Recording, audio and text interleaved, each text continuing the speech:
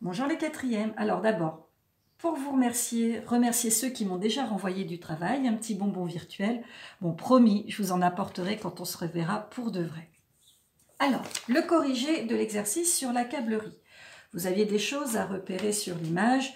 Donc le dessin qui est tiré d'une carte postale. Tout d'abord, les bâtiments de l'usine qu'il fallait colorier en jaune. Donc ce sont tous ces bâtiments, tout ce grand corps de bâtiments ici qui représente l'usine.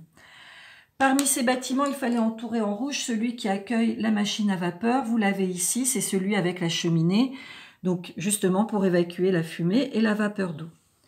Vous devez également colorier en rouge la maison du patron, du directeur de l'usine. C'est cette belle maison bourgeoise qui ressemble un petit peu à un château, qui est juste à côté de l'usine. Le patron n'habite pas très loin de son lieu de travail.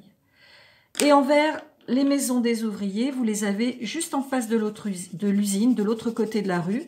Donc elles sont toutes identiques. En général, cela correspond à une politique paternaliste du patron, c'est-à-dire que le patron est un petit peu le papa des ouvriers. Il leur permet de se loger dans des maisons qui se ressemblent.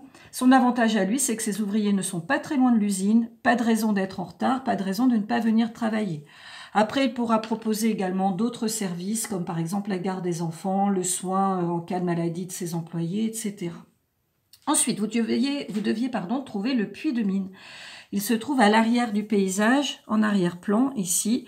Donc, c'est l'entrée des mines de charbon. Et puis, le canal, en bleu, qui relie Lens à Lille et de là à Dunkerque. Un canal, vous savez, c'est un cours d'eau artificiel qui est creusé par l'homme et qui permet de relier des villes, des cours d'eau, des plans d'eau. On avait parlé déjà de l'exemple du canal de Suez en géographie. Donc, que fabriquait cette usine? Vous l'aviez dans la petite introduction au-dessus. Elle fabriquait des câbles en chanvre, c'est-à-dire des cordes pour les voiles.